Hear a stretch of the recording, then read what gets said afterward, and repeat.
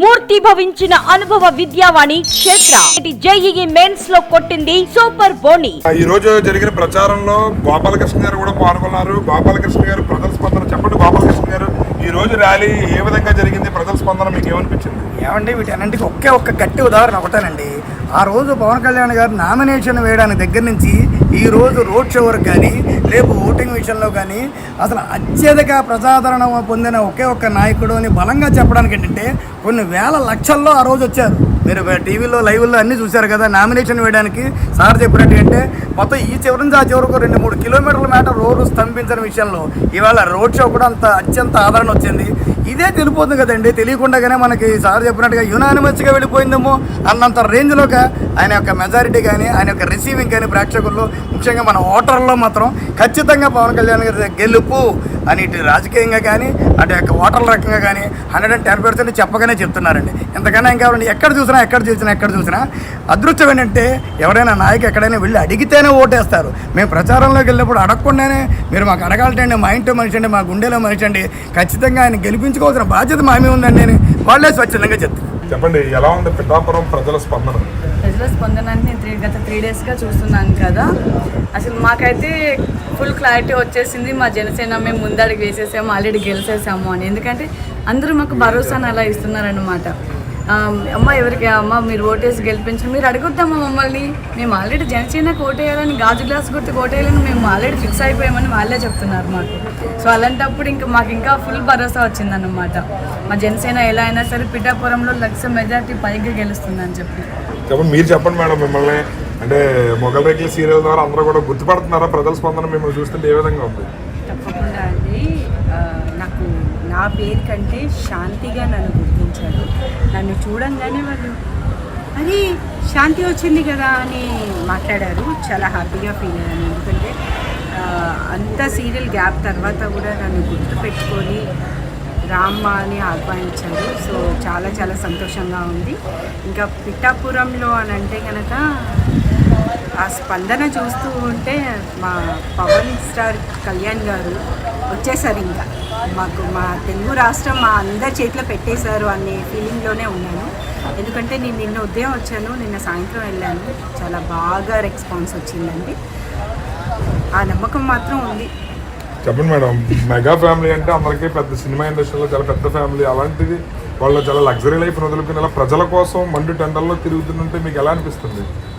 మేము చాలా ప్రౌడ్గా ఫీల్ అవుతున్నామండి. ఎందుకంటే చాలామంది దగ్గర చాలా పదవులు ఉన్నాయి, డబ్బులు ఉన్నాయి, బాబులు సంపాదించిన డబ్బులు ఉన్నాయి, చాలా ఉన్నాయి. కానీ మా పవన్ కళ్యాణ్ గారి దగ్గర ఏంటంటే మేము కొన్ని సంవత్సరాలుగా కూడా చూస్తున్నాము. బిఫోర్ దట్ ఎలా ఉందని మాకు తెలియదు. మాకు పబ్లిక్లోకి వచ్చిన తర్వాత మేము ఆల్రెడీ చూస్తూ ఉన్నాం. మేము చాలా ప్రాబ్లమ్స్ కానీ ఏది ఉన్నా సరే మా పవన్ కళ్యాణ్ గారు ఆయన కష్టపడిన డబ్బులతో, ఆయన షూటింగ్ చేసిన వచ్చిన డబ్బులతో ఆయన ప్రజలకి పంచుతున్నాడు, ప్రజల్ని చూసుకుంటున్నాడు. వీళ్ళకి ఏ కష్టం వచ్చినా సరే ప్రజల మీద పెడుతున్నాడు డబ్బులు తీసుకొచ్చి. అలా అనుకోక ఇప్పుడు సీఎం పదవి లేదు, ఒక ఎమ్మెల్యే లేదు, ఒక ఎంపీ లేదు, ఏం లేదు, ఒక కామన్ మ్యాన్ మాత్రమే పుడతాను.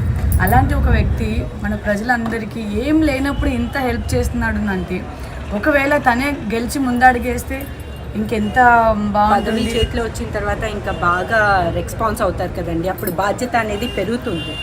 ఈ రాష్ట్రంకి ఇంకా చెయ్యాలి అనే తపన పెరుగుతుంది. సో ఆ నమ్మకం మాత్రం మాకు చాలా చాలా స్ట్రాంగ్గా ఉంది.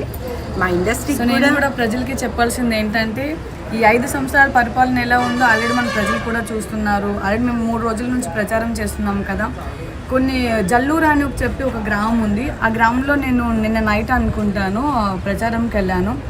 అట్లీస్ట్ ఒక స్ట్రీట్ లైట్ కూడా కరెక్ట్ లేదు. చీకట్లో ఫోన్ లైట్లు వేసుకొని మరీ ప్రచారంకి వెళ్ళాము. ప్రతి ఒక్క గల్లీలో లైట్స్ లేవు, దోమలు అట్లనే ఉన్నాయి, డ్రైనేజ్లు అలానే ఉన్నాయి. మరి 5 సంవత్సరాల్లో నేను ఇప్పటికీ అడుగుతున్నాను, ఈ 5 సంవత్సరాల్లో మరి ఏం బాగుపడింది?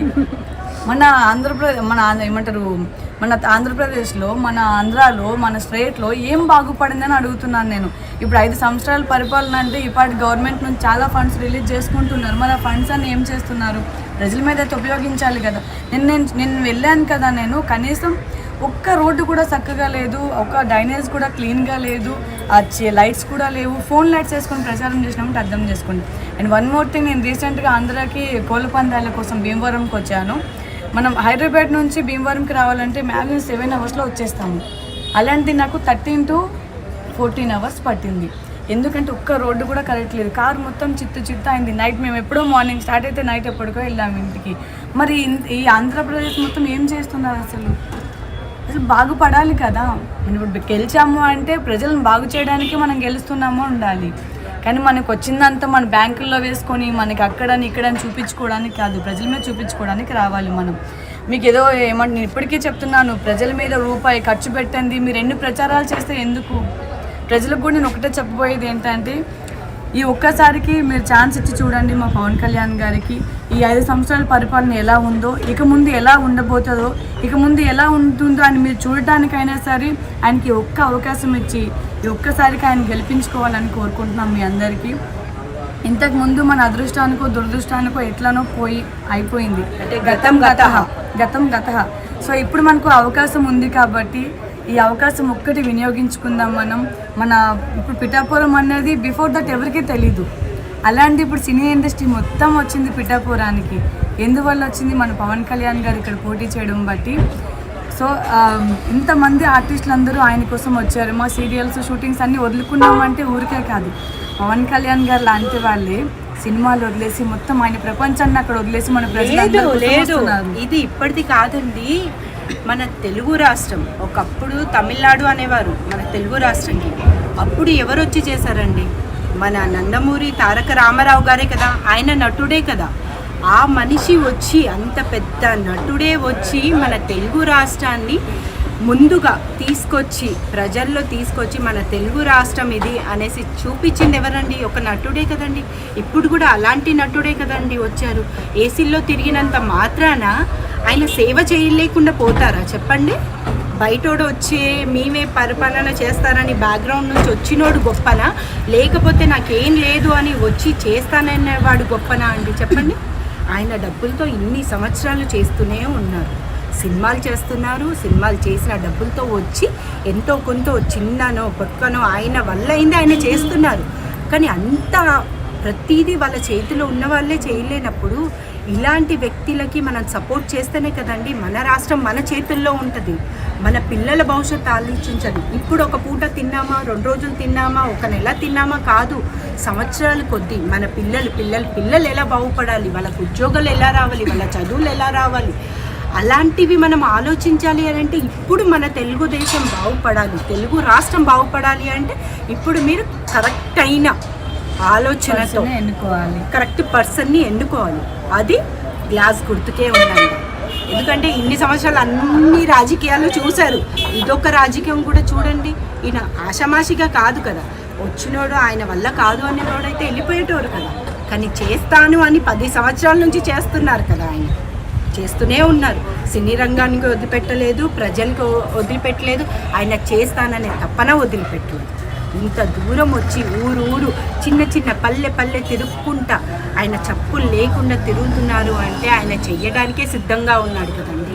మనలాంటోళ్ళకి, మనకంటే చిన్న వాళ్ళకి, పెద్దవాళ్ళకి అందరికీ మంచి చూపించాలనే కదా వచ్చారు. అంటే నిజానికి బలం ఉంటుందండి.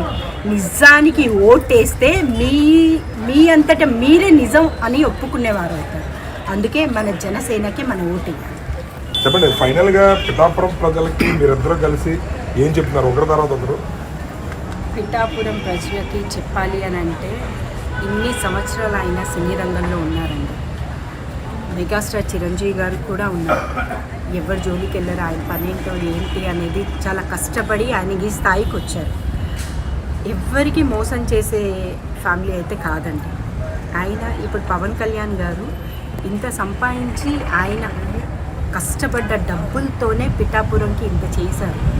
ఆయన చేతిలో మళ్ళీ ఎమ్మెల్యేగా కానివ్వండి, సీఎంగా అవుతే గనక ఇంకెంత చేసి ఉంటారండి.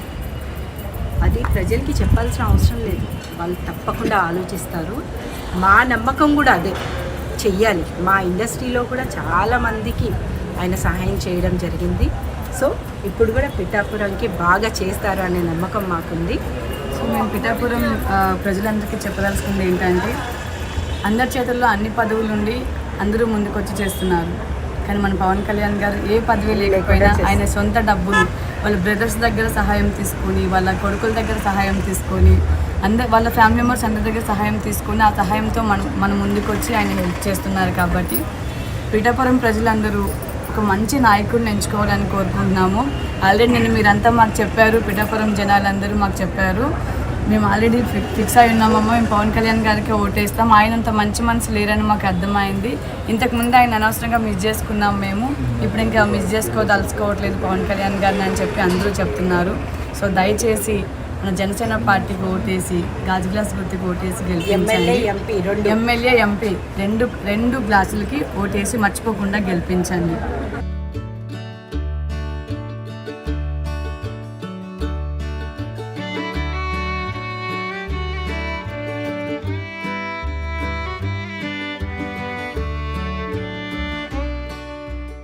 సుమన్ టీవీలో మీ పర్సనల్ అండ్ బిజినెస్ ప్రమోషన్స్ కోసం కింది నెంబర్కి కాంటాక్ట్ చేయండి.